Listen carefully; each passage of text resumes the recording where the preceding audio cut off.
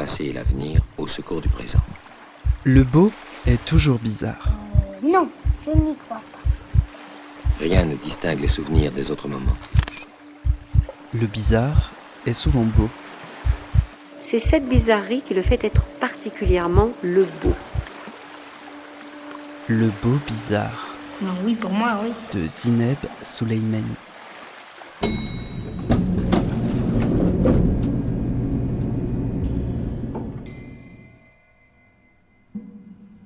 Bonjour à toutes, bonjour à tous. Bienvenue dans Le Beau Bizarre, un espace sonore libre et hybride, un espace élastique où le temps et l'espace se confondent. Ça m'a donné envie de gueuler dans ma chambre. Pardon. Ouais. Elle est d'abord entrée dans le cercle pour stomper des coups nets sur le sol, fière grâce à ses chest pop. Dans le cercle, elle s'est injecté la grammaire du crump dans le corps. Et puis le cercle ne résonnait plus comme avant pour faire entendre son récit. Elle a eu besoin d'en sortir, d'aller se nourrir avec d'autres esthétiques, avec des voyages initiatiques, avec des rencontres transformatrices. Elle a accumulé dans ses bagages de quoi raconter plusieurs solos. Elle a tourné avec. Elle a aimé, rencontrer et dialoguer avec le public après les représentations. Et puis un jour, elle a eu besoin de sortir de la narration solo. Elle a eu besoin de créer une meute de femmes autour d'elle. Elle s'est dit qu'ensemble, elles savent. Ensemble, elles vont chercher un langage nouveau. Ensemble, elles vont être des guerrières et un monde nouveau commencera pour elles. Elle, c'est Nash, danseuse, chorégraphe, chercheuse et poétesse. Elle est sur les routes pour donner sa conférence Danser. Nulle part est un endroit. Et sa toute première et toute fraîche pièce de groupe, Elles disent. Elle est mon invitée dans le 38e épisode du Beau Bizarre et j'en suis fort heureuse.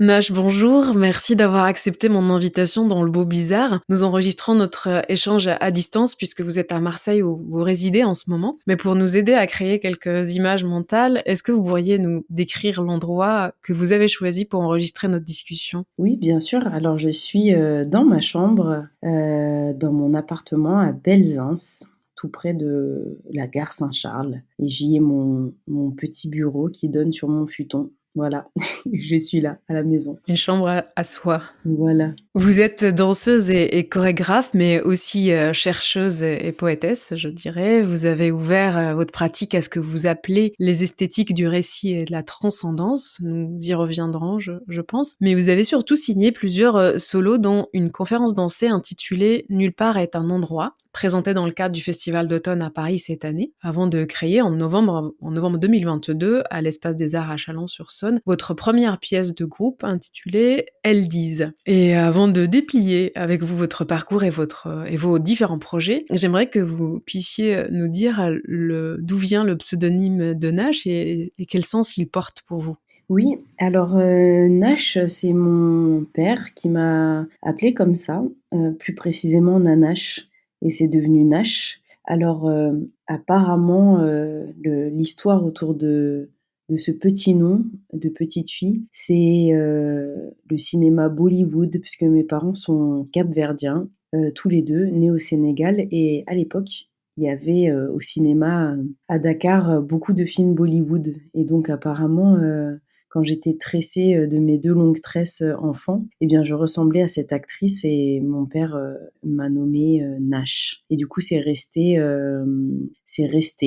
dans la famille et puis après c'est resté dans le crump puisque on me demandait de choisir un avatar, un alias, et plutôt que de me chercher un personnage dans une mythologie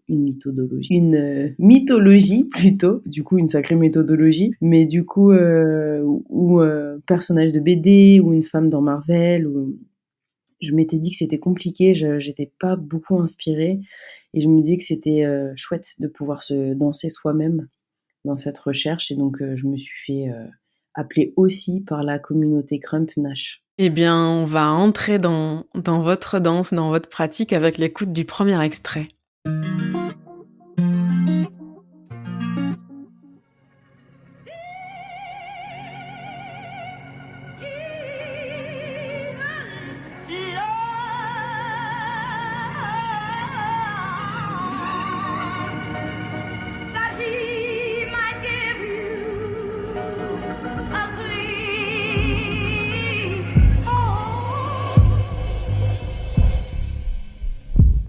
Niggas throwing up they sets, acting popular. I'm going many face painted like a warrior. Punching, shoving, fearing. And from this board, we floated abroad and we built us a big ship. And we're gonna sail into the dance world, the art world. We're gonna take it by storm because it's our belief. This is not a trend. Let me repeat, this is not a trend. Now you about to feel the wrath of the streets. You never cease. You never seen pain expressed like Ça, là, c'est les premières images que je découvre du crumb. On est en 2005 et sur les grands écrans, le film documentaire Rise de David Lachapelle sort et je vais vous dire quelque chose, je me suis pris une sacrée gifle. Je vais voir le film une fois, 2 fois, 3 fois. Je sors du cinéma à Châtelet et je sais pas pourquoi mais je marche fière. Quelque chose qui a fait écho à l'intérieur de moi. La manière dont ces gens, ces danseurs bougent, la manière dont ils s'expriment là où ils vivent, leur niaque, leur puissance, quelque chose fait sens. Et je me dis, moi aussi, j'aimerais pouvoir vibrer avec eux. J'aimerais pouvoir être aussi créative, génie, être aussi puissante. Alors moi, je suis née à Bobigny, cité de l'Étoile. Tramway Hôpital Avicenne, métro Bobigny Pablo Picasso. Mais ça, à vrai dire, ici, ailleurs, là-bas peut-être, nulle part, peu importe. Je décide de devenir Crump.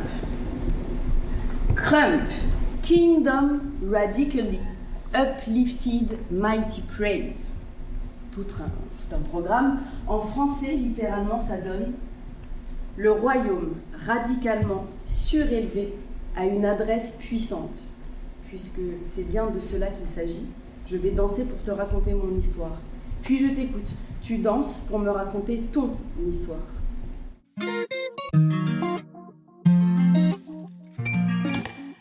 Alors c'est le début de votre solo, Nulle part est un endroit, où vous partagez avec le public votre rencontre avec le crump, votre pratique de la danse crump. Est-ce que vous pouvez nous dire ce qui s'est passé dans votre corps, dans votre tête et dans votre vie par la suite, après avoir vu et revu plusieurs fois le documentaire Rise de David Lachapelle, et qui vous a permis du coup de découvrir cette danse? Oui, et effectivement, quand j'ai vu Rise, donc on était en 2005, je l'ai vu au cinéma, je me rappelle assez distinctement de cette journée-là. Et ce qui était surprenant pour moi, c'est que je découvrais aussi une forme de film documentaire. Je pense qu'à l'époque, j'en voyais pas énormément. Cette forme de documentaire, elle m'a marquée. Et je me suis assez rapidement sentie particulièrement touchée par les témoignages, par les lieux que je découvrais dans le film, donc le quartier de Watts, Compton, et finalement les foyers de ces danseurs-là, leurs familles. Et il y a quelque chose qui m'a parlé fort. J'ai eu l'impression de percevoir quelque chose qui faisait écho à mon histoire, quelque chose qui me concernait. Et je pense que c'est la danse avant d'être le crump. Et c'est vrai que j'ai toujours vu des adultes danser chez moi, dans ma famille. Pour moi, ça coulait de source que tout le monde dansait à la maison. Et du coup, là, je le découvrais autrement. Je la découvrais différemment, cette danse, puisqu'en plus d'être exutoire et antidépressive, cette danse-là, elle avait aussi un pouvoir de grosse revendication dans Rise. Et puis, elle se valait rituel, et j'ai trouvé ça très très marquant, et je réalisais que j'avais envie de vivre la danse aussi comme ça. Et ça a été dans le corps assez fort pour moi, cette découverte de Rise. Et ensuite, une grosse claque par rapport à ces corps que j'ai trouvés, des corps complètement incroyables, du génie, très doué, très beau. Je me disais d'ailleurs à l'époque que je serais complètement incapable de danser comme ça, de vivre ça. Et c'est bien plus tard, d'ailleurs, que j'ai, peut-être 2 ou 3 ans, je pense, plus tard, que j'ai pu voir des crumpers en live, en réel devant moi, devant l'Opéra de Lyon. Mais oui, ça a été vraiment une sorte de coup de cœur, ce film. Ça a été très inspirant, j'étais très fière. étrangement en voyant le film. Je sentais qu'il y avait, voilà, quelque chose qui parlait de moi, même si je n'étais pas américaine, que j'étais pas danseuse de crump, mais c'est comme si j'avais une lecture de comment, quand on n'a pas forcément d'outils, quand on est entouré de violence, comment on devient créatif, par nécessité et même plus que créatif, parce que dans le crump, il y a des scènes où on a vraiment l'impression de découvrir des dieux, quoi. Donc ouais, c'était vraiment très beau et je pense que je redécouvre le film régulièrement puisque j'essaye de le regarder, le plus régulièrement possible pour me souvenir, du pourquoi du comment et ça fait toujours, le même effet, à vrai dire. Une sorte de sidération totale, face à ce mouvement et face à ces corps et face aussi à ouais, à la créativité de l'être humain, quoi, qui se réinvente sans cesse, je trouve que c'est incroyable et j'essaye de faire ça, toujours maintenant d'ailleurs. Bah, justement, cette danse, vous l'avez vraiment explorée, vous en avez fait une discipline quotidienne, un rituel communautaire que vous partagez avec d'autres danseurs et danseuses qui viennent partager avec vous le cercle, ou vous partagez avec eux le cercle, mais pour vous, le crump, à un moment donné, n'était plus assez, n'était pas, ou ne répondait peut-être plus à votre besoin d'exploration et vous avez besoin d'en sortir, de quitter un peu la communauté des crumpeurs pour faire des voyages initiatiques ou esthétiques. Et par quoi s'est passé vos étapes initiatiques et quelle esthétique vous en nourrit à ce moment-là? Et ben, je dirais qu'effectivement j'ai vécu le crump, pendant un certain nombre d'années, à tête et corps perdus, vraiment j'ai plongé dans cette pratique quotidienne. Effectivement, c'est bien de cela qu'il s'agit. Il y a une pratique de la danse, mais il y a aussi, tout un aspect social, autour de cette pratique. On évolue avec, d'autres, personnalités, des danseurs qui n'ont pas les mêmes niveaux de danse, qui n'ont pas les mêmes physicalités, corporalités, qui n'ont pas les mêmes histoires. Et ça passe aussi par, oui, une sorte de routine, de se voir, de prendre des nouvelles, de se réunir, de danser, mais pas forcément que de danser. Et finalement, je réalise qu'il y a certains de ces danseurs et de ces danseuses que je connais depuis maintenant 10 ans, 15 ans. Et à un moment, je pense que c'était, effectivement un besoin pour moi de voir un peu comment ça se passait ailleurs et surtout de comprendre pour moi personnellement qu'est-ce qui m'avait engagée et qu'est-ce qui me faisait continuer à danser cette danse-là. J'avais besoin de comprendre, aussi, pourquoi cette nécessité me semblait, évoluer puisque finalement d'un corps, très engagé, le corps est toujours engagé, mais d'une manière différente et je sentais que mon corps aspirait à danser, de manière un peu différente et ça, c'était troublant et intéressant. Effectivement, je dis, à un moment, notamment dans ma conférence dansée, que j'ai eu l'impression que mon histoire n'était plus entendue à l'intérieur du cercle crump et que ce n'étaient pas les autres qui ne voulaient plus l'entendre, mais c'était moi qui n'arrivais plus à faire récit.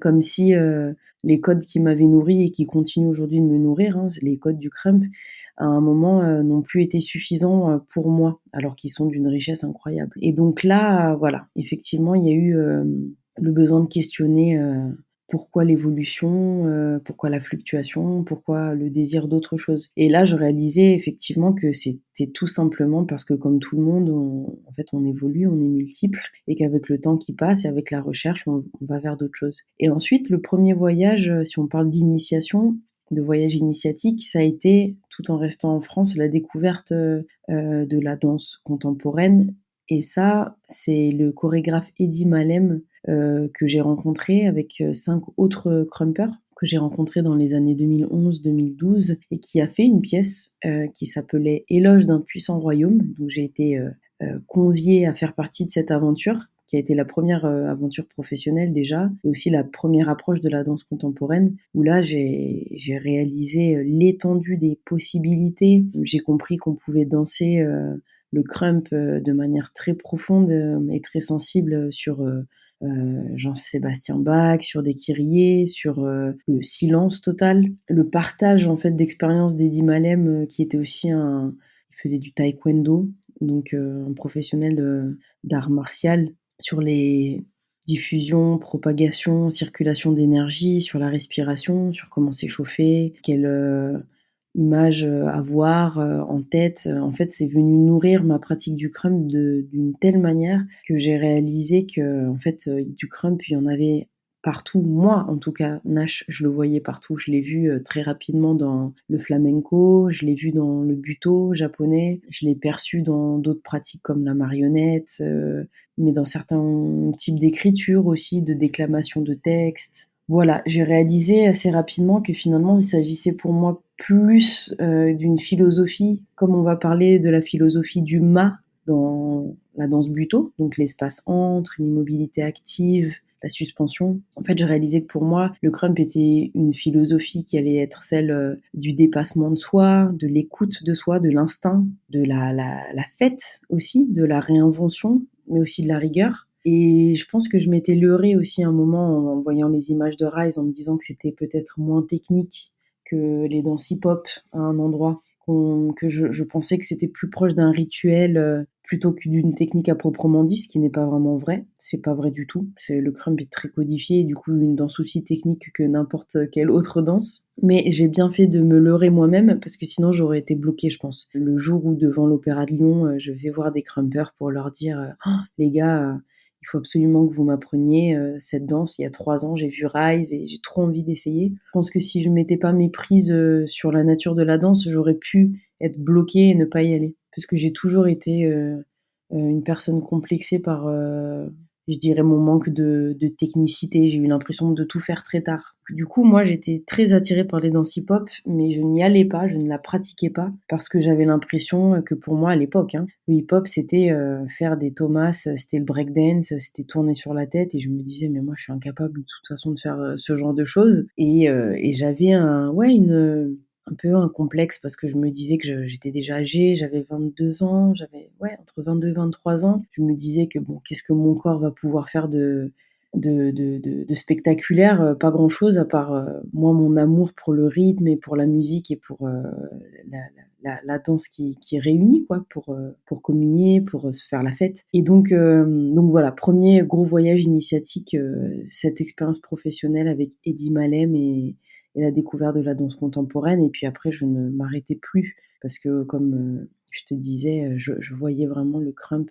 finalement un peu partout. Et pour moi, il était accessible à tout corps, et que ça dépassait Rise. Et je m'en rends compte encore plus aujourd'hui, après les années de recherche que j'ai faites, qu'effectivement, pour moi, en tout cas, et je précise toujours, c'est important pour moi de dire pour moi, je réalise que c'est un univers énorme, et qu'en fait c'est infini, les ponts qu'on peut faire avec d'autres pratiques, c'est infini, de retourner dans les basses crump, de toujours avoir la nécessité de retourner à l'essence de cette pratique-là, qui est très complète. Et donc voilà, le voyage initiatique prochain, ça serait de toujours retourner en fait au crump, et de pas arrêter de faire des battles, d'en voir, même si c'est difficile pour moi d'en faire toujours pour plein de raisons, parce que j'ai aussi 35 ans aujourd'hui, que finalement le combat que j'ai commencé à faire sans vouloir baisser les armes du combat crump dans l'espace urbain crump, mais mon combat maintenant, c'est l'écriture, c'est comprendre qu'est-ce que je fais avec tous mes outils, qui sont maintenant divers et variés, qui sont très riches. Mais voilà, je pense que toujours il faut rencontrer la nouvelle génération, parce que tu sais, moi on m'appelle OG, c'est Old Generation, donc je fais partie des vieilles, et c'est chouette en même temps. Et les jeunes qui arrivent, en fait, ils et elles sont superbes, parce que ils se déplacent beaucoup plus que moi, ils osent beaucoup plus. J'ai très longtemps un peu tu mes recherches autour de la danse. J'ai pas vraiment partagé avec toute la communauté crump mes recherches autour du corps érotique, puisque pour moi, il y avait un gros enjeu dans le crump d'un corps érotique, à l'endroit de l'érotisme dont parle Audre Lorde dans son bouquin Sister Outsider, qui invite les femmes à vivre leur vie avec érotisme, dans le sens de l'engagement, de vivre les choses pleinement, que ce soit ses rapports à sa famille, les rapports à son travail, le rapport à soi. Et du coup, je découvrais que pourquoi j'ai crumpé. Eh bien, pour moi, c'est un moyen de me réaliser en tant que femme. C'est un moyen de reconnecter avec un corps que j'ai perdu de route pendant mon adolescence. C'est un moyen d'être en paix aussi avec mon combat, sans trop savoir quel est mon combat, mais que j'avais la nécessité d'être au combat. et de revendiquer quelque chose. Et du coup, le crump m'a permis de faire ça. Je suis allée très loin. En tout cas, vous avez cette parole située, vous le précisez à chaque fois que de votre point de vue que vous exprimez les choses et comment vous les vivez. Et je pense que le prochain extrait est une autre parole située qui pourra venir résonner avec la vôtre. Et je pense il a fallu effectivement, pour moi, être dans une forme de déconstruction. Donc ça a commencé par la psychanalyse, mais à un moment donné, il fallait l'arrêter, cette psychanalyse, et que ça continue dans mon métier de danseuse, de chorégraphe. Aussi parce que mon corps a été traversé par plein de techniques différentes. Et qu'à un moment donné, il a fallu, quand j'ai rencontré Anna Alprin, elle m'a dit non, mais là, t'as suffisamment été traversé par suffisamment de techniques. Maintenant, c'est quoi ta danse ? Qui es-tu et c'est quoi ta danse ? C'est-à-dire que tu peux pas continuer à danser Cunningham, à danser Mark Tompkins, à danser Valeshka Gert. C'est quoi ta danse profondément et c'est quoi ton échauffement et c'est quoi ta propre technique ? Est-ce que tu peux inventer ta technique plutôt que de tout le temps aller t'approprier les techniques des autres comme si toi, tu n'avais pas la capacité à créer ta propre... Et ça, j'ai trouvé ça super fort parce que pour moi, c'était une grosse claque parce que j'avais l'impression d'être toujours en apprentissage et comme si c'était jamais suffisant. Il fallait toujours que j'apprenne. La première rupture, elle a été avec mon maître de buto japonais, Sumako Koseki, où à un moment donné, j'en avais marre d'être dans ce rapport maître-élève et dans ce rapport de soumission qui est très lié à la culture japonaise et de toute façon à la transmission du buto, qui est une danse des origines très archaïque, mais aussi très... avec énormément de discipline et qui est vraiment lié sur ce rapport maître-élève, de soumission, etc. Et à un moment donné, je me suis dit, mais je ne suis pas japonaise, déjà, je suis caribéenne, donc il faut que j'arrête ça aussi de vouloir m'imprégner des cultures des autres, mais elle est où ma propre culture ? La danseuse et chorégraphe caribéenne Annabelle Guerredra me racontait le cheminement par lequel elle est également passée pour déconstruire un apprentissage en strate, avant de trouver enfin sa propre danse, son propre geste. Est-ce que vous diriez que vous avez trouvé le vôtre aujourd'hui après tous ces voyages et initiatiques, toutes ces explorations esthétiques auprès des fois peut-être des maîtres ? Est-ce que vous auriez ce sentiment aujourd'hui d'avoir trouvé en tout cas la voie de la vôtre ? Ouais. Et je pense, c'est intéressant, je pense que j'y suis sur la voie. Je pense que je ne l'ai pas encore trouvé et j'aime l'idée que c'est quelque chose que je trouverai jamais. Même si, non, complètement, depuis des années, j'ai bien compris, en fait, je pense, où se résidait ma nécessité du corps, où résidait en tout cas, pardon, cette envie du mouvement. Oui, très clairement, que ce soit les voyages, les rencontres d'autres corps, d'autres postures, d'autres mouvements, d'autres méthodologies pour la danse. J'ai commencé à comprendre, par exemple, l'importance qu'avait pour moi la lenteur. Il m'a fallu 6 mois passer au Japon, à la Villa Kujoyama à Kyoto, et puis après, bien sûr, ailleurs, à Akita, dans les montagnes de Nagano, à Kuba. Il m'a fallu ces 6 mois d'exploration autour du buto pour accepter et jouir, en fait, d'un corps qui ralentit, qui respire et qui, en fait, réalise qu'il y a d'autant plus d'intensité dans la lenteur et dans l'immobilité que dans le corps arraché et dans le corps hurlant et bavard qui doit dire avec urgence quelque chose. Et donc ça, je pense que si j'étais pas passée, par exemple, par cette case Japon et Villa Kujoyama, j'ai eu de la chance, je pense que j'aurais pris beaucoup plus de temps à comprendre. J'espère que j'aurais compris à un moment, mais du coup, ça a été essentiel. Et je pense qu'il m'a fallu 6 mois pour commencer à ralentir dans mes passages crump, les passages crump étant des passages, allez, de 60 à 120 secondes, que ce soit dans un battle, puisque c'est des affrontements, ou que ce soit dans une session qui est là, une sorte de partage de danse, où chacun rentre les uns après les autres. Donc oui, ça a bâti ma danse, les voyages et les apprentissages, mais aussi la vie, puisque finalement, mon expérience de la danse, c'est vraiment une sorte de moyen de faire le point régulièrement avec comment je vais, qui je suis et qu'est-ce qui se passe autour de moi. Et par exemple, après un voyage en Colombie en 2017, puis un autre en 2019, et puis un dernier à l'automne dernier, j'ai réalisé que c'était aussi des espaces, ce pays-là en particulier pour moi, où j'aime prendre des bus et aller un peu là où le bus me mène, là où mes pieds me mènent et où j'aime dire que je tombe amoureuse un peu tout le temps d'une ville, d'un homme, du visage d'un enfant, d'une conversation. Je tombe amoureuse du déplacement, de pouvoir être assise sans trop savoir où je vais, mais du coup avoir les yeux très ouverts, les sensations très ouvertes. Et ça a ouvert mon corps, ça a ouvert ma gestuelle. Donc les mains vont vers le haut, la poitrine s'ouvre, le cœur s'ouvre, les yeux s'ouvrent et regardent très loin. Et en fait, il n'y a même pas que prendre des cours de danse ou avoir des maîtres de danse. Il n'y a pas que ça qui a bâti ma danse finalement, il y a plein d'autres choses. Je dirais, il y a manger, nager, marcher beaucoup. Donc tout ça, ça a bâti ma danse et effectivement le modèle, et je comprends bien Annabelle, le modèle maître-élève, en fait pour moi il a eu une grosse limite même à l'intérieur de la communauté Crump qui fonctionne en fame, donc on parle pas de crew comme en hip-hop, mais on parle d'une famille, une fame, et donc il y a un bigomie, souvent un homme, mais il y a quelques femmes maintenant et c'est super, qui vont prendre sous leurs ailes des danseurs, parfois moins expérimentés, même pas forcément, mais en tout cas, il y a vraiment un lien qui se tisse avec ce grand frère ou cette grande sœur de la famille, puisqu'on va arborer le même style de danse, on va même porter son nom, puis ensuite il y a des grades, et ça, je pense qu'il faut s'amuser avec ça, il faut le prendre au sérieux aussi, il faut bien le vivre, mais moi je l'ai jamais hyper bien vécu finalement, puisque il y a des choses très cohérentes. Parler de fraternité à l'intérieur de cette communauté qui est vraiment, en tout cas, la porte grâce à laquelle je suis entrée et où j'ai compris qu'est-ce que c'était que la fraternité. Mais il y a aussi beaucoup de choses biaisées d'après moi et ça m'a pas convaincue,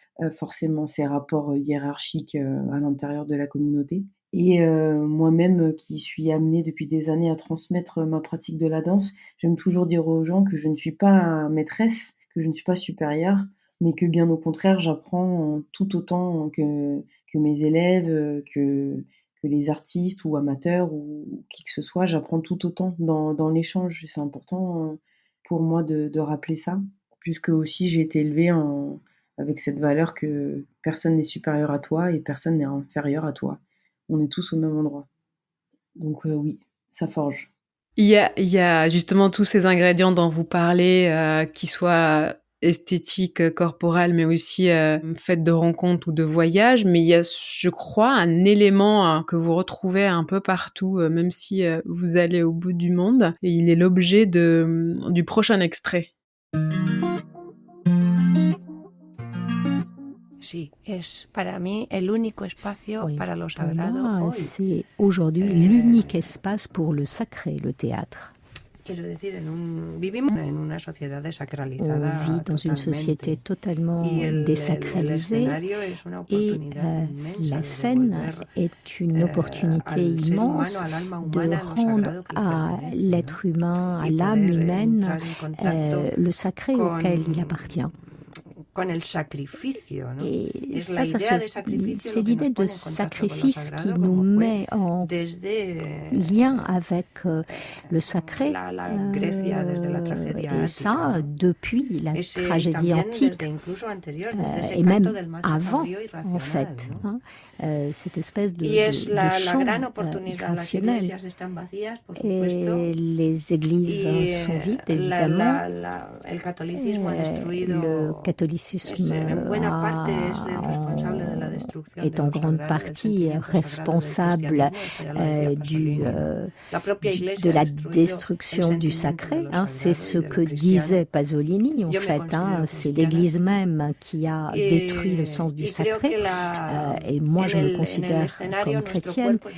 Mais je crois que sur scène, notre corps est notre Église et que c'est effectivement une opportunité d'élévation spirituelle et de nous permettre de toucher à quelque chose qui nous transcende et qu'on ne comprend pas, et on n'a pas besoin de comprendre en fait. C'est la transcendance, c'est quelque chose qui va bien au-delà de la responsabilité démocratique, c'est la transcendance. Et c'est ce qui va nous aider à mourir. Ici, l'artiste et metteuse en scène espagnole Angélica Lidl parle du plateau du théâtre comme un endroit sacré où le corps devient une église qui permet de vivre quelque chose qui transcende. Et j'ai le sentiment que pour vous, le sol est aussi un élément essentiel dans votre pratique, dans votre danse. Vous qui qualifiez votre pratique justement d'esthétique du récit et de la transcendance, est-ce que pour autant on pourrait dire que la scène, le sol est un espace sacré? Et puis une autre question plus en lien avec l'artiste Angélica Lidl, est-ce que c'est une figure du coup qui a été inspirante et comment?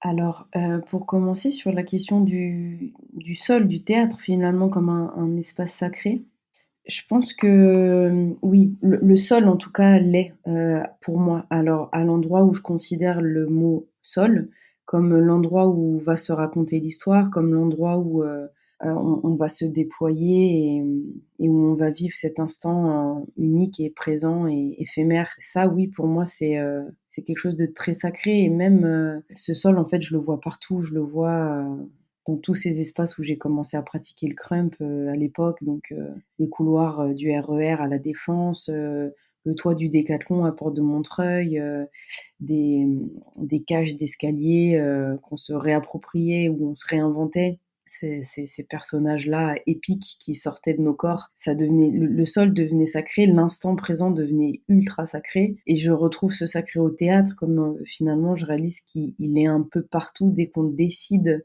de se laisser incarner finalement. Après oui, le théâtre, depuis, les années où maintenant je propose, cet univers chorégraphique, cette signature si je peux dire, c'est des enjeux, très importants et je pense que dans l'extrait, d'Angélica Lidl, ce qui me marque beaucoup, c'est aussi, la fin de l'extrait où elle dit que finalement cet espace-là nous aide à mourir et c'est vrai qu'à plein de reprises quand il y a la sérénité suffisante et la confiance suffisante et le désir, d'aller au-devant de la scène et de rencontrer le public, il y a des espaces de glissement où j'ai parfois plus tellement l'impression d'être là dans une temporalité donnée, mais il y a une sorte d'arrêt sur image, une suspension où j'ai l'impression de sourire à la mort dans un alors c'est pas du tout une parole effrayante ou angoissante, mais c'est juste une conscience, et une jouissance de cette conscience de l'éphémère et du moment qui est là, tout de suite, les yeux dans le public, un public que généralement je ne vois pas puisqu'il est dans l'obscurité et c'est ça qui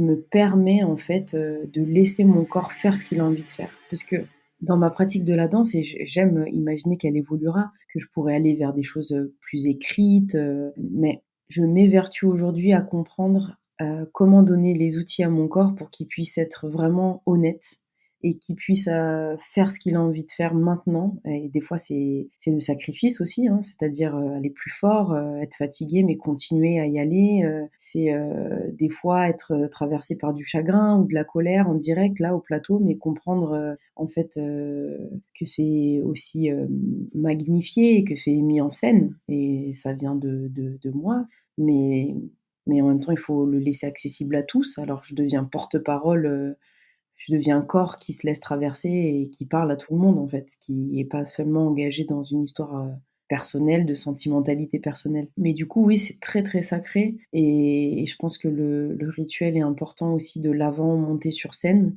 que je sois seule ou que là, pour la première fois, je sois rejoint par d'autres femmes au plateau. Et je sais que j'ai beaucoup de chance, d'avoir cet espace-là de sacré et le crump en lui-même est déjà imbibé et transpire le sacré puisque crump en anglais c'est Kingdom Radically Uplifted Mighty Praise, donc en français littéralement, un royaume, un espace, qui est radicalement, très haut ou qui toi te permet d'aller très, très haut grâce à une manière de s'adresser, une manière de prier, praise, qui est sacrée.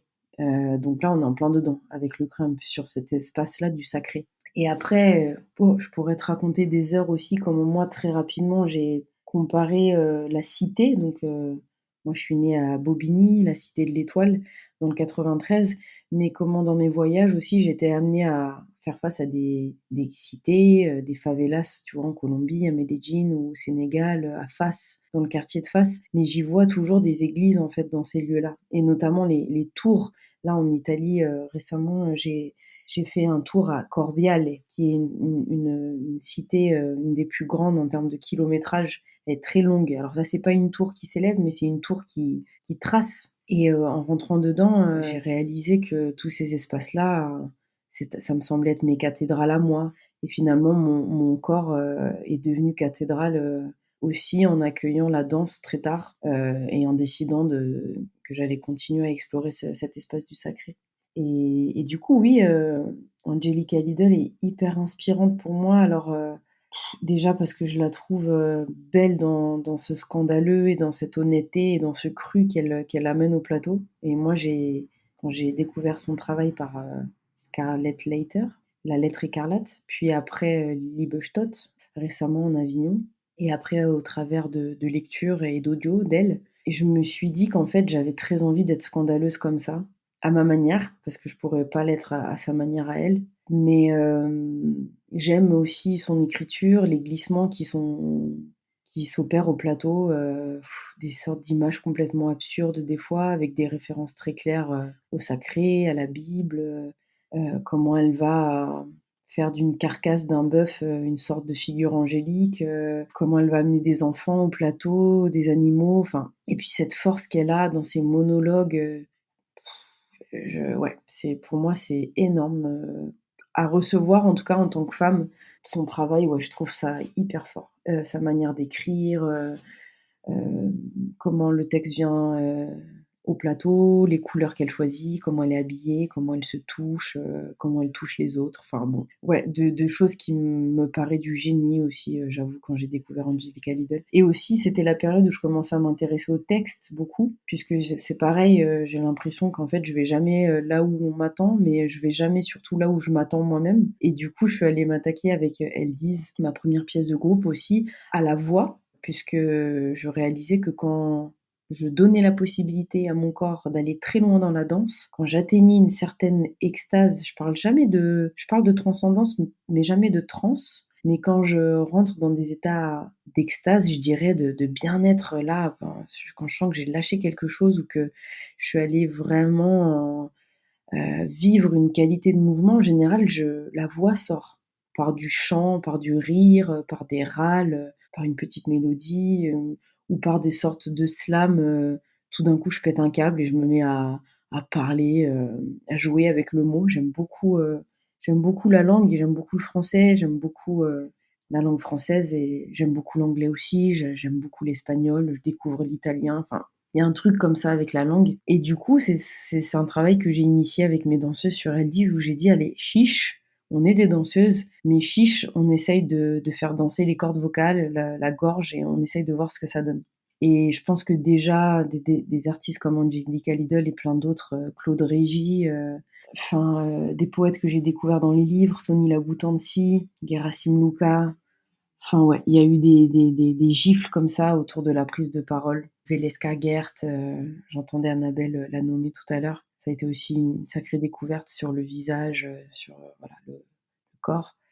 J'en oublie plein, c'est sûr. Mais voilà, je pense que Angelica Lidl m'a donné envie de tout ça, de prendre des risques encore plus, pas ceux du crump, mais le risque de la thématique, le risque de choquer, même si j'ai pas envie de choquer pour choquer en faisant n'importe comment, mais j'ai eu envie d'être scandaleuse pour moi-même, on va dire, et comprendre qu'est-ce que ça voulait dire d'être scandaleuse pour moi, parce qu'en fait, il y a un peu tout qui peut me scandaliser, et c'est là où j'ai découvert que issu d'où je suis, avec l'éducation que j'ai reçue, en fait, il y avait des choses cloisonnées, il y avait des cases à l'intérieur de laquelle je me mettais toute seule. Et donc là, le travail commence tout juste, je crois, pour moi, vraiment.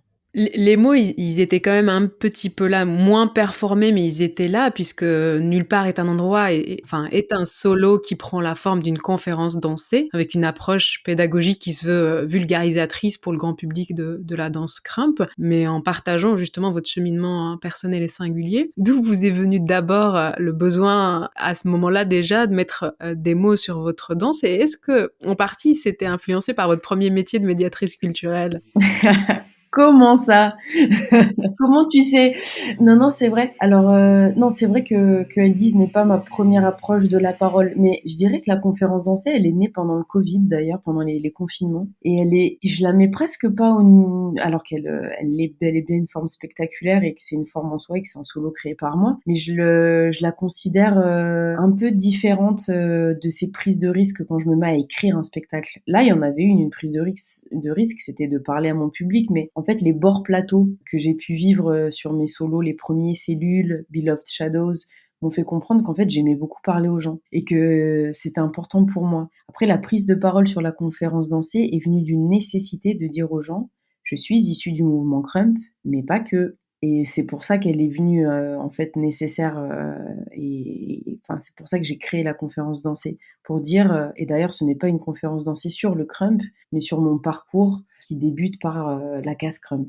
Oui, je pense que c'était essentiel pour moi, pour mon public et même pour mes partenaires hein, en fait aussi, de dire à un moment je viens de là, c'est ça, mais il y a aussi des voyages entre-temps et il y a aussi une femme qui évolue et je crois que cette prise de parole là de nulle part est un endroit était vraiment nécessaire là.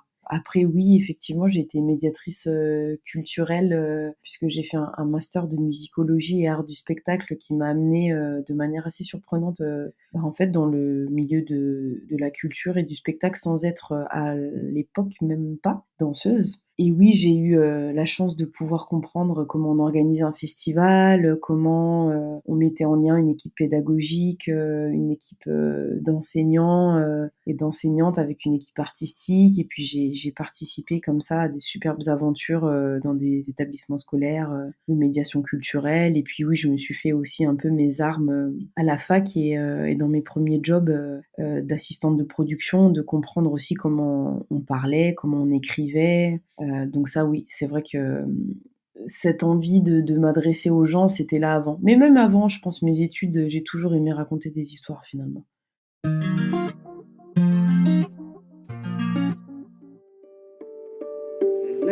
Je me souviens que j'ai pris une décision consciente quand j'avais 12 ans, que je ne me marierais jamais et qu'en ne me mariant pas, je ne deviendrais pas une femme. Et en tout cas, j'échapperai à la dépendance des femmes, donc je ne deviendrai pas une femme, je n'aurai pas une vie de femme qui sert un homme, qui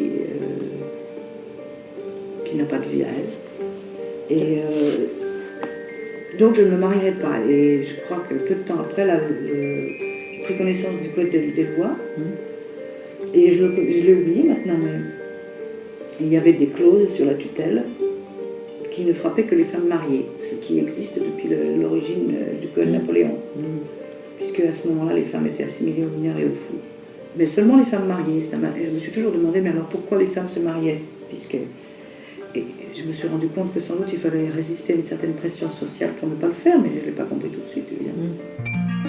Elles disent qu'elles ont la force du lion, la haine du tigre, la ruse du renard, la patience du chat, la persévérance du cheval, la ténacité du chacal. Elles disent « Je serai la vengeance universelle ». Elles disent « Je serai l'Attila de ces féroces despotes, cause de nos pleurs et de nos souffrances ». Elles disent « Et quand par bonheur toutes voudront se rallier à moi, chacune sera Néron également et mettra le feu dans Rome ». Elles disent guerre à moi. Elles disent guerre en avant. Elles disent qu'une fois qu'elles auront les armes à la main, elles ne les abandonneront pas. Elles disent qu'elles secourront le monde comme la foudre et le tonnerre.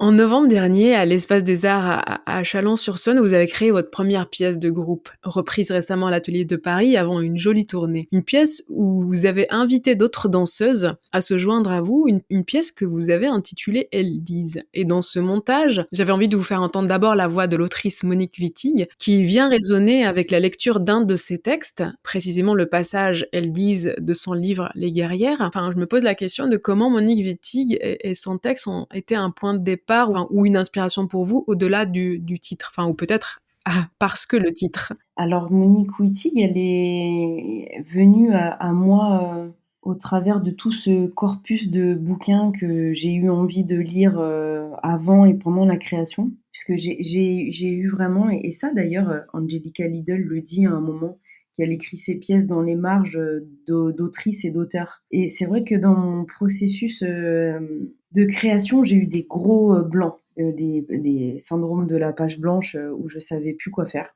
Je savais pas comment m'y prendre, c'était assez difficile et j'ai beaucoup lu à ce moment-là et je connaissais pas Monique Wittig, avant, là, l'année dernière, 2022 et je suis tombée, sur, un audio d'Adèle Haenel qui, lit, dans une émission de radio, un extrait, du Corps lesbien et j'ai été complètement bouleversée par, cette lecture, qui est en fait, l'histoire d'une femme qui va chercher une autre femme qu'elle aime, aux enfers et qui ne se retourne pas, qui parvient à sortir cette femme des enfers et alors pour moi, avant que je fasse le lien, j'avais l'impression de comprendre l'histoire d'une femme qui se tire elle-même de l'enfer.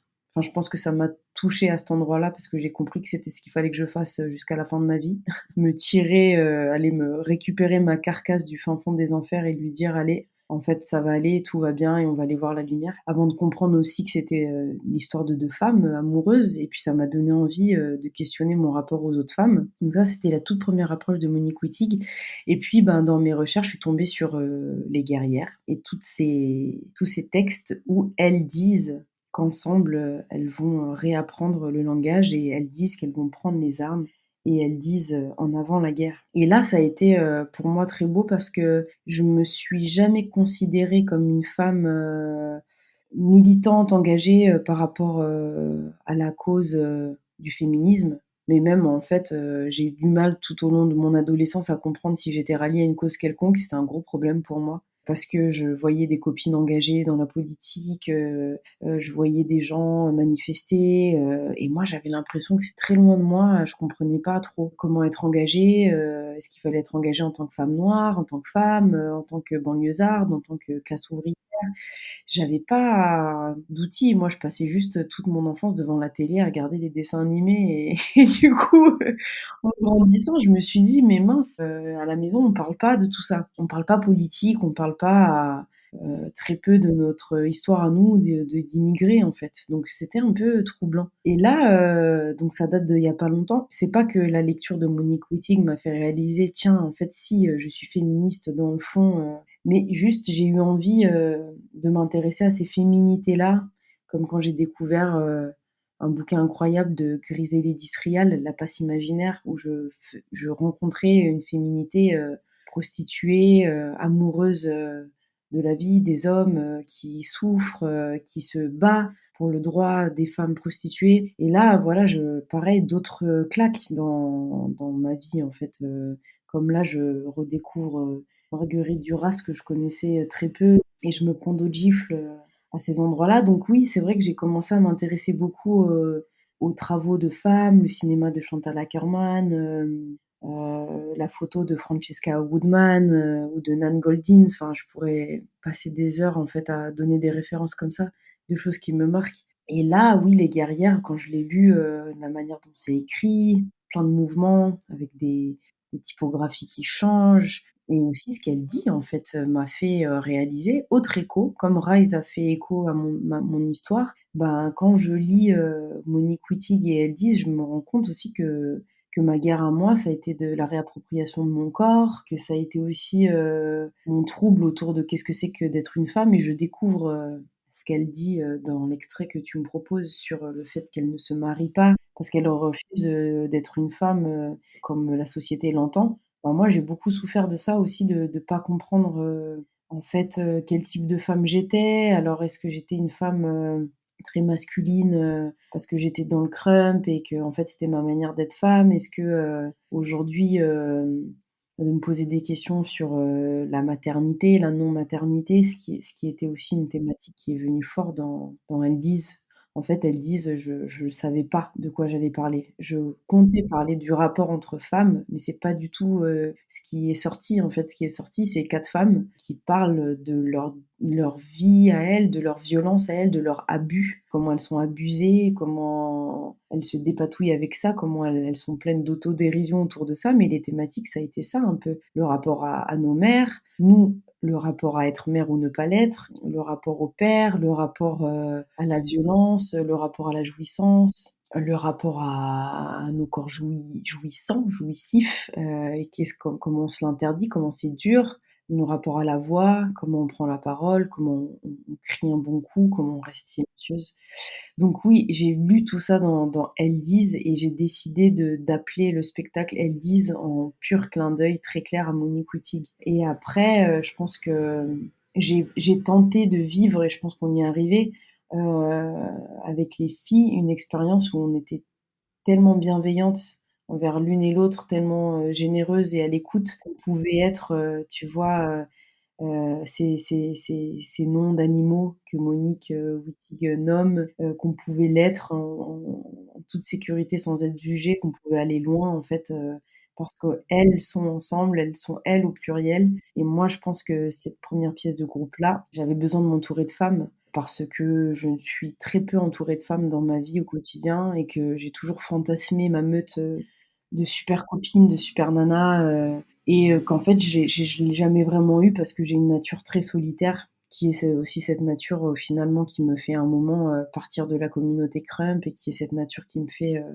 rencontrer, des êtres, tu vois, au bout du monde, et qui me fait aussi rentrer dans un processus de création parce qu'on est vraiment solitaire. Apporter comme ça une pièce, tu vois, j'ai des interprètes, des danseuses et des amis, je vais les nommer mes amis qui sont incroyables et qui m'ont soutenue de manière incroyable dans la création de Elles disent. Mais j'ai aussi découvert que c'était des sacrés moments de solitude, la création, quand c'est l'heure de la première, quand tu dois faire face, à ton public, aux gens qui connaissent ton travail, qui s'attendent à quelque chose de toi. Que c'était des beaux espaces, de solitude finalement. Mais quand même, guerre en avant. Justement, ce elle, à la fois sujet mais aussi pronom pluriel chez Monique Wittig, avait l'ambition de remplacer aussi le il masculin universel. Et dans votre pièce à vous, il incarne quelle voix ce pronom pour vous, elle au pluriel? Je pense que c'était un défi pour moi, le elle au pluriel. Tu sais, dans le Crump, en fait, les femmes sont souvent tes adversaires. Alors ça se décloisonne, hein, mais comme un sport de haut niveau, d'une manière, je sais pas pourquoi, pas tellement, justifiée, mais les femmes affrontent les femmes. Et du coup, le «elles» au pluriel pour moi, dans le spectacle, il y a eu un vrai défi de comprendre, justement, effectivement, qu'est-ce que ça voulait dire pour moi ce «elles» au pluriel. Et dans Elles disent, il est venu, le «elles» raconter, comment, elles, au pluriel, peuvent être au service du rêve ou du cauchemar d'une autre. Comment le «elle» au pluriel peut devenir le cœur qui soutient, mais aussi des fois qui abandonne, ce «elle» au singulier de l'expérience, unique et personnelle. Le «elle» au pluriel, pour moi, c'était aussi, la meute. Alors on n'est que 4, mais quand même, je pense qu'on a réussi à faire meute, vraiment comme l'image d'une meute de lionnes, tu vois? Il y a de la combativité, il y a de la tendresse, il y a aussi la difficulté que ça a été pour moi des fois, de faire avec le corps d'autres femmes. C'est une pure expérience personnelle, mais j'ai pas eu l'habitude de toucher le corps des autres femmes, en fait. Et des fois, c'était l'occasion d'en rire, hein, avec les filles, mais dans mes tentatives de faire des unissons, de créer des chorégraphies, en me rendant compte qu'en fait, c'était pas les outils de la danse que j'avais et qu'il fallait pas que je sois, à forcer ça et qu'il fallait que je fasse avec d'autres outils. Bah, par exemple, la danse contact, la danse où on se touche, c'était pas non plus quelque chose de gagné pour moi. Et du coup, tu vois, une de mes danseuses me disait, en riant du cliché, mais elle m'a dit: «On est loin des plateaux et des échauffements de danse contemporaine où tout le monde se masse, tout le monde se parle, on se prend les pieds, on se masse les épaules, on se touche, on est bien». Elle m'a dit: «Là, on est un peu, on est ailleurs, et c'est bien et c'est pas mal». Mais j'ai réalisé que, ouais, je faisais aussi avec, mon expérience à moi de qu'est-ce que c'est «elle» au pluriel. Et c'est pour ça que c'est hyper intéressant pour moi, en fait, la création. C'est que tu es obligé, en tout cas pour moi, je suis obligée pour que ça soit honnête, avec toutes mes lacunes que je vais avoir, tu vois, en non-connaissance de qu'est-ce que c'est qu'une écriture dramaturgique. J'essaye de faire mes armes, hein, c'est pas évident. Mais je me dis, la chose la plus honnête que je peux donner, c'est mes réflexions de ma vie de femme à l'heure d'aujourd'hui, dans ma contemporanéité là, de maintenant. Et du coup, ouais, le elle au pluriel a représenté un sacré défi qui est relevé, mais qui peut toujours, tu vois, se questionner. Et après, à un moment, ça a été aussi un elle au pluriel qui est devenu nous. Par exemple, dans Elles disent, j'ai un moment où je disais à l'époque, je ne suis pas fêlée. Et finalement, à la dernière minute, et ce je ne suis pas fêlée, d'ailleurs, il a vécu à Châlons, il a vécu à Valence, c'était la deuxième. Mais à Paris, donc là, on sort de deux belles dates à l'atelier de Paris. Sans le savoir, ça a glissé dans ma bouche et j'ai dit nous ne sommes pas fêlés. Et tout d'un coup, ça a pris un sens beaucoup plus juste dans mon oreille. Puisque finalement, aussi dans Elles disent, j'ai un peu ce rôle que j'ai eu du mal à assumer, mais de donneuse de parole en quelque sorte. C'est mon rêve dans lequel j'invite mes danseuses à glisser, finalement. Et ensuite, il y a plein de glissements vers d'autres rêves, mais en fait, je les ai réunis pour ça. Je les ai réunis parce que j'avais besoin d'elles. Parce que sans le faire grâce au plateau, c'est plus difficile pour moi peut-être. Et en fait, c'était super de s'amuser et de comprendre qu'on parlait de choses très dramatiques. Un endroit où Angelica Lidl, elle parle du drame aussi, du sacrifice, de la tragédie antique. Et en même temps, j'ai eu besoin d'aller à la guerre en riant et en dansant et en décodifiant les codes de la danse crump, en allant exagérer des postures, en allant toucher au clownesque, au grotesque, à l'absurde total. Et tu vois, là en ce moment, un artiste, metteur en scène, auteur qui me passionne beaucoup, c'est Tadeusz Kantor. Et là, je me dis, ah ouais, en fait, je vais vraiment vers des choses très particulières. Mais c'est ces ouvrages qui viennent à moi, des fois en pur au hasard ou pas. Mais je fais confiance au chemin. Et du coup, voilà, Monique Wittig est venue là en chemin, toutes ces femmes sont venues là en chemin, le elle au pluriel est venu sur mon chemin, et du coup, il représente aussi ma route, quoi. Donc, on verra qu'est-ce que l'avenir me réserve en termes de pronoms personnels. Elles disent au plateau est un quatuor où vous avez réuni des danseuses venant du hip-hop, du classique, du flamenco et du crump donc. Et au plateau, on sent une sorte de contamination des pratiques qui circulent de l'une à l'autre, hein. Le lead, il peut s'alterner entre vous quatre, mais il y a aussi cette circulation qui continue entre vous. Comment vous avez choisi vos danseuses et comment vous avez travaillé ensuite à écrire et coécrire cette pièce collective? Vous avez parlé de la difficulté, des moments de solitude, mais comment ça s'est passé pour vous, le choix des danseuses et la création, le process? Alors, comme c'était ma première pièce, j'ai eu du mal à envisager de faire des auditions, par exemple. Je me suis dit: «Non, ça, peut-être dans le futur, mais là, ça me semble un peu compliqué, je vais me perdre». Au tout début du processus, j'ai eu envie de travailler avec des danseuses de crump que j'avais identifiées et que je connaissais. Vraiment avec ces codes, le stomp, la manière d'aller chercher l'énergie dans le sol, le chest pop, c'est une manière de dissocier, d'isoler la poitrine, de respirer, de rendre ses battements de cœur visibles, et tout le langage des mains, des avant-bras, avec les jabs, référence à la boxe, le rap, les arm swings, donc toute la corporalité vraiment crump. Et j'ai pas réussi, tout simplement. J'ai essayé, mais j'ai pas réussi. Je suis peut-être pas allée voir partout en Europe et dans le monde des crumpeuses, il y en aurait eu, j'en suis sûre. Mais en tout cas, j'ai vite compris que c'était pas l'endroit. Comme j'ai compris aussi que je n'allais pas réunir des femmes noires. Parce qu'à un moment, j'ai eu dans la recherche la question de est-ce que je réunis au plateau des femmes noires? Donc chemin se faisant, je commençais à comprendre mes nécessités, mais qu'est-ce que j'avais envie, avec qui j'avais envie de travailler. Et en fait, j'ai choisi des femmes qui avaient envie de me suivre et d'aller gratter là où on allait gratter, tout simplement. Et du coup, j'ai choisi des femmes que j'ai rencontrées dans mon parcours à différentes temporalités. Il y a Adélaïde de Sauve, Moulounesh, qui est la première que j'ai rencontrée, et donc il y a très longtemps, quand même, ça commence à faire un petit temps.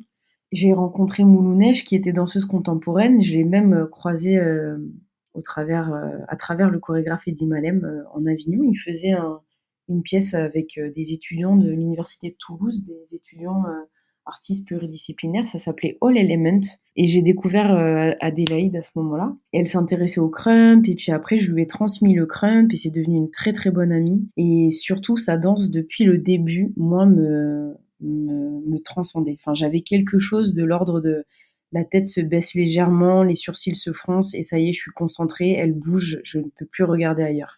Il y a eu ce truc-là, quoi. Et finalement, j'ai choisi toutes ces filles-là, donc Adélaïde, puis Sophie Palmer, qui est une danseuse flamenco, mais aussi danseuse contemporaine, que j'ai rencontrée également lors d'un de mes stages de transmission. Donc ces 3 femmes-là, je les ai rencontrées en leur transmettant ma danse. Pas que le crump d'ailleurs, ma danse. Parce que maintenant, mes ateliers, je les ouvre, et à l'intérieur de mes ateliers, je fais des exercices autour de la voix, du buto, de la lenteur, autour de l'exploration du sol. Donc Sophie Palmer, pareil, plus récemment.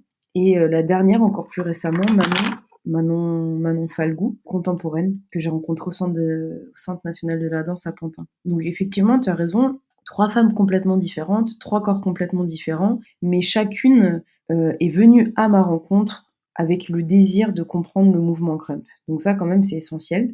Et 3 femmes qui, quand elles dansent, moi, j'observe et je voyage. Et c'est pas une histoire de technique, pour le coup, je réalise, mais je voyage dans leur visage, je voyage dans leur corporalité, dans leur spécificité, dans leur énergie, c'est assez incroyable. Et du coup, je les ai choisis comme ça. Après, quand on s'est mis au travail, on a passé du temps quand même à partager ensemble les bases de la danse crump. C'était une demande de leur part et moi-même de ma part, pour commencer à comprendre de cette danse crump, qu'est-ce que je veux garder, qu'est-ce qui est important pour moi, qu'est-ce qui est important pour nous. Et ensuite, on s'en est détaché de plus en plus, en faisant régulièrement, par contre, cette session de crump, qui est en fait une session de danse à la fin, puisqu'on s'amusait à danser sur des sons complètement différents. Et moi, j'invitais les filles à laisser leur spécificité naître et vivre, surtout vivre, dans leur danse et dans leur passage crump. Parce qu'au bout d'un moment, j'ai réalisé que les filles, elles voulaient me donner du crump. Et moi, je réalisais que je voulais pas ça. Je voulais pas que Sophie ne fasse que du crump. J'avais envie de ses extrémités de mains et de doigts flamenco. J'avais envie de ses musicalités et de ses frappes de pied flamenco.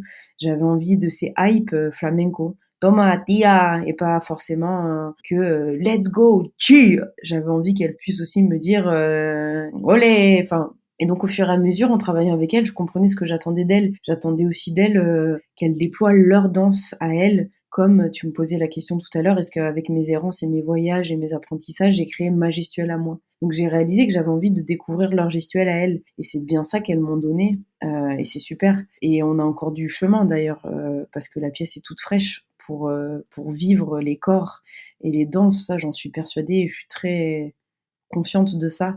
C'est que, en fait, le long processus de création qu'on a eu nous a permis de comprendre une méthodologie, qu'on puisse comprendre comment on allait jouer. Et donc, les règles du jeu, justement, sont venues dans l'écriture de ce spectacle. Comment on crée des règles du jeu en accueillant des fragilités potentielles et essentielles, je dirais, en comprenant que, alors oui, avec Nash, on va pas compter, on va pas faire des chorés, on a des déplacements dans l'espace qui sont proposés, mais qui ne sont pas obligatoires, on a des corporalités, en fait, moi, je suis partie de corporalité à moi, on va dire. Par exemple, une que j'aime nommer, c'est la boxeuse. Donc j'ai commencé dans des recherches, tu vois, à me mettre sur mes pointes de pied, avoir un bas du corps très classique, très ballet, que je fantasme parce que je ne fais pas de danse ballet, pas encore en tout cas. Et comment on a un buste qui tombe et qui est complètement relâché et qui va aller faire de la boxe. Alors il s'avère que Sophie, la danseuse flamenco, elle fait aussi de la boxe, et dans nos échanges, je lui ai dit, essayons dans une impro cette corporalité-là. Et donc ça matchait, c'était super, c'était parfait, c'était beaucoup mieux qu'une autre image que j'allais lui proposer. Et donc on a gardé ça comme ça et on a écrit ça comme ça. Donc finalement, j'ai invité les filles à à traverser des chemins de corps qui sont peut-être les miens, pour ensuite se détacher de mes chemins de corps pour trouver leur chemin de corps à elles. Et c'est comme ça qu'on a effectivement, tu vois, cousu des parties de lead, des parties de prise de parole de chacune, avec toujours les autres qui sont présentes d'une manière ou d'une autre, avec le corps, avec la voix, qui parfois s'effacent, qui parfois reviennent un peu comme dans la session Crump. Et après, dans l'écriture de Elles disent, j'ai réalisé que en fait, je n'ai fait que distordre, magnifier, voir sous un autre prisme, dans une autre loupe ou une autre lentille, qu'est-ce qui se passait pendant la session Crump, en fait, mais version Nash. C'est-à-dire, version Nash, je dirais en mettant un accent sur ce qui peut piquer, ce qui peut contrarier, ce qui peut faire un peu peur. Tu vois, par exemple, ce visage souriant d'Adélaïde, tu vois, avoir quelqu'un qui a un sourire hyper exagéré, quasiment crispant face à toi et qui dure. Pour moi, tu commences à glisser vers quelque chose d'un peu effrayant. Un visage proche de la folie, un regard proche de la folie. Moi, j'ai eu l'impression souvent, dans mes passages Crump, et maintenant dans mes passages de danse, de temps en temps, mes yeux sont les yeux de quelqu'un d'autre, ou ils voient autre chose. Et des fois, c'est pas drôle. C'est vraiment pas drôle. Et plutôt que de faire comme si c'était pas là et de rebondir sur autre chose, j'ai eu envie de dire « Ah là, stop, juste à cet endroit-là, qu'est-ce qui se passe pour toi? Qu'est-ce qui se passe pour moi? Il se passe quoi pour nous? Pour celle qui danse, qui est leader, mais aussi pour les autres qui accueillent. » Parce que des fois, on se fait pleurer, on se fait rire, on se fait grincer, des fois on s'inquiète, des fois on va chercher des choses dans l'univers un peu invisible, dans des histoires qui sont même pas les nôtres des fois. Et là, c'est le moment où il faut percevoir la matière, il faut se protéger aussi. Et j'ai fait bien attention à accompagner comme j'ai pu, tu vois, qu'on se blesse pas. Et donc après, il y a eu dans l'écriture aussi le moment où j'ai décidé d'écrire des scénarios, de dire ok, tu vois, cette femme-là qui appelle sa mère, ou cette femme-là qui revit la scène dans une salle de bain de quelque chose qu'elle a, une scène à laquelle elle a assisté, ou peut-être elle-même a été a été protagoniste de l'événement. Bah, comment en fait on dit pas ce que c'est, on sait pas ce que c'est. Donc ça c'est Manon. Manon, elle raconte les carreaux carrés dans la salle de bain de carré, les fissures et les lignes, et il y a que des lignes, et t'as une sorte d'espace qui se construit au fur et à mesure. C'est très surréaliste comme moment, très cinématographique, mais je lui ai dit c'est une histoire qu'on raconte, c'est une fiction totale, et pourtant c'est elle qui a sorti ce texte-là, donc chacune est porteuse de son texte d'ailleurs. Après on s'est amusé aussi à traverser chacune le solo des unes et des autres, ça c'était super, parce que du coup tu voyais les modalités de la danseuse, même si elle jouait le rôle de quelqu'un d'autre, et ça c'était super. Et là, tu touchais vraiment au fond de la danseuse elle-même, de la femme elle-même, qui, à travers le récit d'une autre, racontait quand même son récit, quoi qu'il advienne, en fait. Et c'était super de voir ça. Puis c'était un moyen de nous accompagner aussi. Donc la manière à la Nash, c'est ça. C'est de se dire, n'ayons pas peur d'aller dans les zones d'obscurité, parce qu'elles ne vivent que parce qu'il y a la lumière, et la lumière ne vit que parce qu'il y a l'obscurité. Donc ça, tu vois, ça va être mes références de Butoh, par exemple. Donc c'est ça, quoi. J'ai voulu rendre hommage à la session Crump et au Crump en la proposant, moi, avec vraiment comment la session Crump a été importante pour moi, quoi. Parce que ça m'a permis de rire de moi-même, parce que ça m'a permis de réaliser que j'avais peur et que c'était pas grave, parce que ça m'a permis, le Crump, de comprendre que j'étais monstrueuse et des fois très très dur, alors qu'en fait, il y a aussi beaucoup de douceur, tu vois. Donc voilà, c'était ça quand je disais à la façon Nash, quoi. Puis avec le corps érotique aussi, tu vois, quand même. Dans Elles disent, on va quand même nommer des choses qui, moi, m'ont paru complètement des choses un peu secrètes que j'ai gardées pour moi, qui ont été révélées grâce au corps Crump. Un aspect orgique, un aspect très, très instinctif, viscéral, très plein de fluide aussi, de transpiration, de salive. Voilà. Justement, les corps racontent des choses aussi sur le plateau, et on va les questionner après cet extrait. En dépit d'un mouvement indéniable de libération vis-à-vis de l'assignation à la conjugalité et la sexualité obligatoire, les femmes continuent de garder ça pour elles. Si l'on tait ses plaisirs, on ne dévoile pas non plus ses préoccupations ou ses insatisfactions. Quant aux souffrances et autres traumatismes, c'est dans la honte et la dissimulation qu'ils sont vécus. les femmes ont décidé de rompre ce silence et d'engager la bataille de l'intime. En acceptant de rendre publique la violence qu'elles subissent, elles mettent un terme à leur immémoriale docilité. Il s'agit d'en terminer avec des siècles de représentation d'un corps féminin à disposition, des siècles d'interprétation de la sexualité féminine dans les termes de la passivité ou de la soumission. Il s'agit de redéfinir les règles d'un jeu hétérosexuel qui a enfermé les femmes dans le carcan d'une sexualité au service de la reproduction et des prétendus impétueux besoins masculins. Le moment féministe où nous sommes ne relance aucune guerre des sexes, tout au contraire. Il implique les hommes dans des proportions telles que leur participation au débat est devenue inesquivable.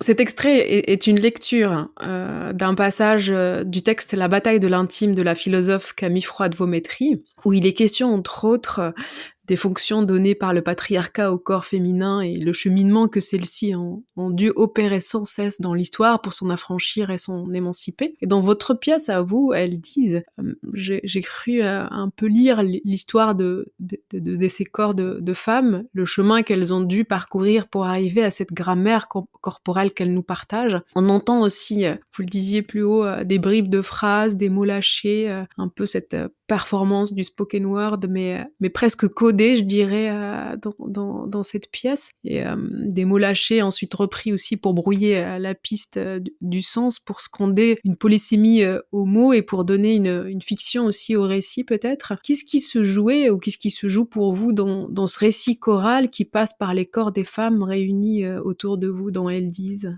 Ouais, c'est hyper intéressant et effectivement, il y a eu un moment où j'ai questionné le texte comme accès à des corps qu'on s'interdit et de voir est-ce qu'on en parle et comment on en parle.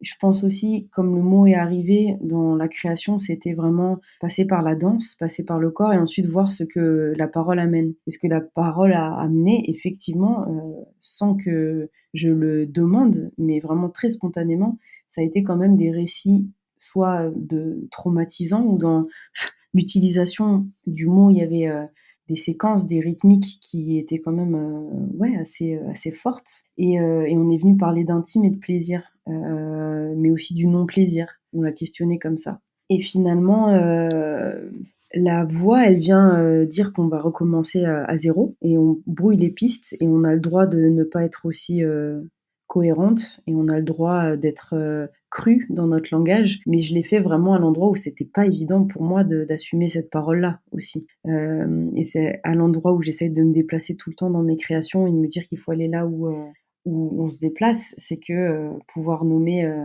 la chatte sèche, pouvoir nommer que je bande en fait, et pouvoir amener aussi le corps là, ou d'être ce cri cœur d'orgasme qui se cherche à la fin du spectacle où on est toutes là devant à nu et plus qu'à nu on ouvre complètement. Ça a été très difficile pour moi de l'accepter. Et quand c'est sorti et quand je savais que je voulais faire ça, je me suis dit waouh, alors là franchement, il faut que toi tu sois certaine de ce que c'est pour toi pour pouvoir l'amener devant un public. C'était là aussi ce que je te disais tout à l'heure, accepter d'être scandaleuse pour soi avant de l'être pour les autres. Et ça a été un gros déplacement sur Elles disent. Et finalement, c'était donner la voix à ce corps en lui disant on va se servir du plateau pour aller faire des choses qui sont pas évidentes. Et donc c'est pas évident de nommer, mais c'est pas évident d'être ce corps jouissif. Et on a beaucoup cherché la gestuelle du corps jouissif. Tu sais, le corps jouissif peut être aussi dans le corps violent.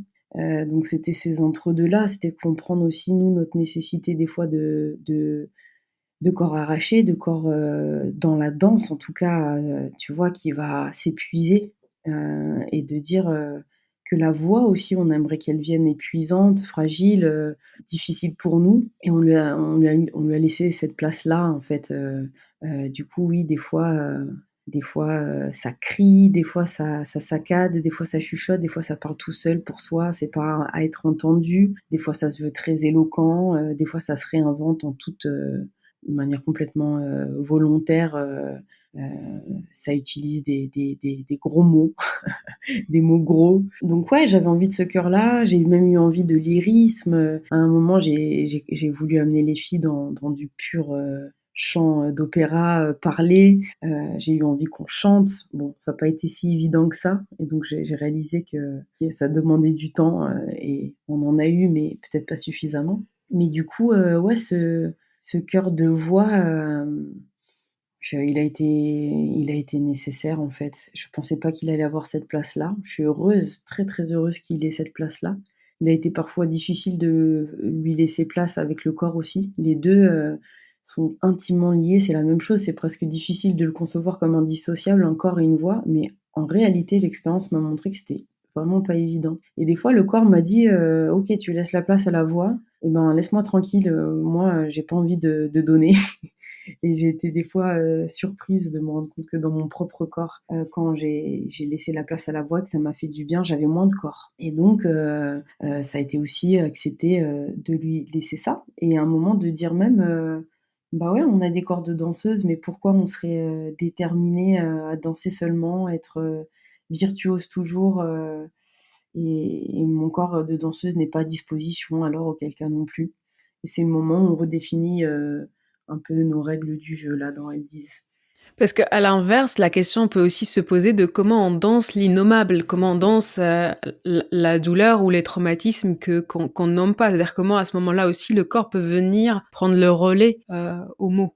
Ouais, oui, tout à fait. Mais ça, alors les corps, ouais, et ces corps, des fois, on les a nommés des regards ou des retours, ils ont nommé dramatiques. Que c'était pas évident, ces corps-là, cette danse-là qu'on laisse vivre, la danse instinctive. Mais quand je dis instinctive, pour moi, c'est un super mot. Enfin, c'est une qualité énorme, l'instinct. Et oui, bien sûr, ces corps viennent danser et incarner et vivre l'innommable. Et c'est vrai que du coup, cette voix et ce corps sont à cet endroit-là d'ailleurs des danses crump, des corps crump, pardon, et des corps multiples.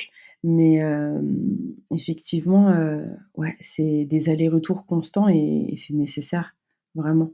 Donc oui, effectivement, des fois, le corps vient rattraper la parole vient encourager le corps, viennent faire corps ensemble, et ouais.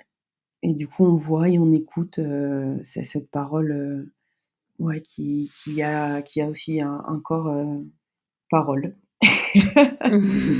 On le disait tout à l'heure, vous avez créé votre première pièce de groupe à la Scène nationale de l'Espace des Arts. Une jolie tournée est prévue notamment avec un passage à la Villette à Paris ou à la Maison de la Danse à Lyon où vous êtes artiste associé. Qu'est-ce que ça vous fait d'être accompagné par ces importantes institutions culturelles? Est-ce que ça change votre inspiration, votre créativité? Ou ça la conforte peut-être?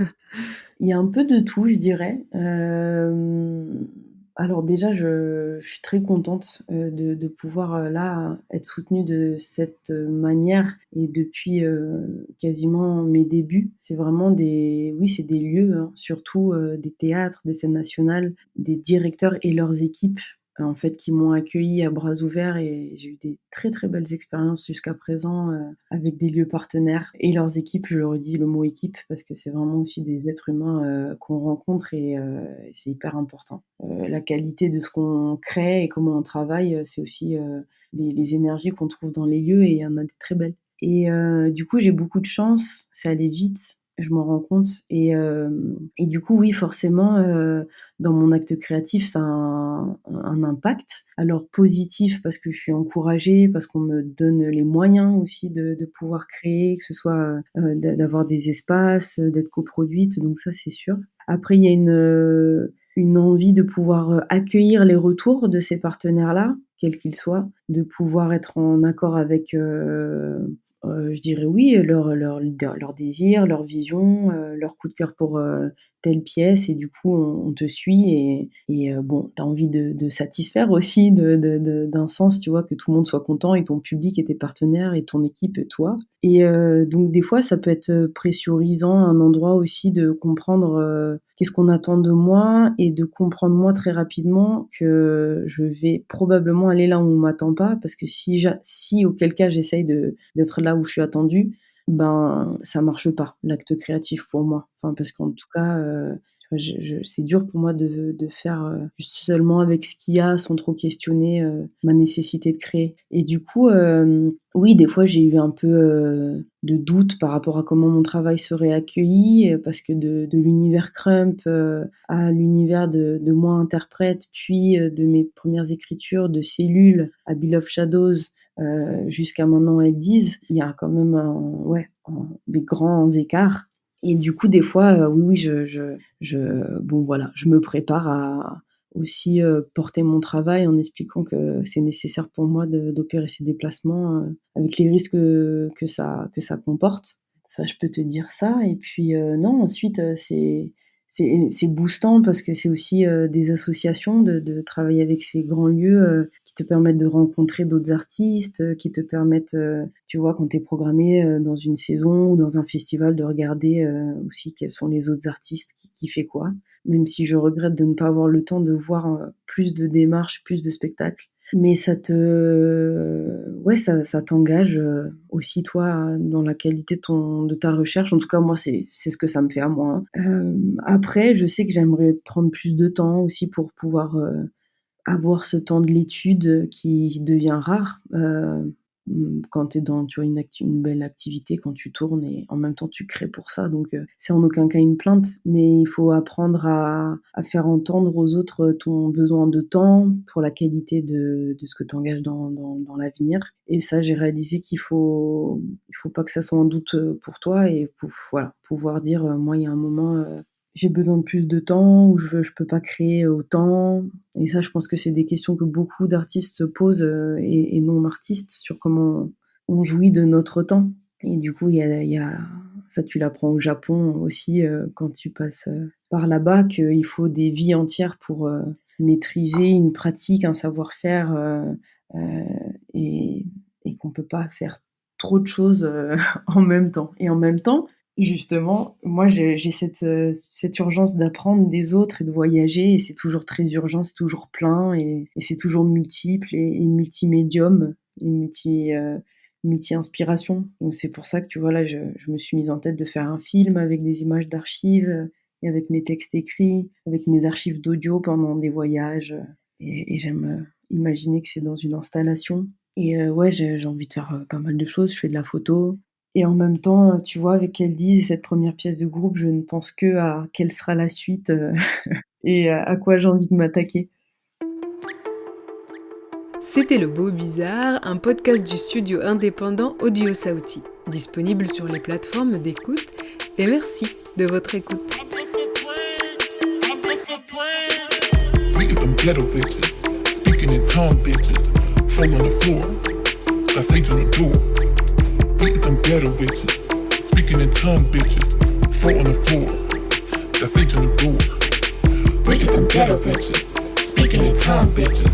fall on the floor, that's H on the door. Beat them ghetto bitches, speaking in tongue bitches, fall on the floor, that's H on the door. Talk shit, we the cat spell, long weeds, long nails, cornrow, pigtails, baby father still in jail, good witches I fuck with. Bad bitches, we run shit. 4 bitches, 4 corners. North, east, west, south shit. Good witches I fuck with. Hot door for my broomstick. Witchcraft, white magic is nothing. I reach in my altar. I reach in my altar. I reach in my altar. Got coins on the counter. I'm that black Rican bruja straight out from the Yoruba. And my people come from Africa, diaspora, Cuba. And you mix that Arawak, that original people. I'm that black Native American, I vanquish your evil. I'm that black Rican bruja straight out from the Yoruba. And my ancestors Nigerian, my grandma's was brujas. And I come from Manala, and it's for Puerto Rico. And it's one of the smallest, but it got the most people. I reach in my altar. I reach in my altar. I reach in my altar. Got coins on the counter. I reach in my altar. I reach in my altar. I reach in my altar. Got coins on the counter. Don't you fuck with my energy. Don't you fuck with my energy. Don't you fuck with my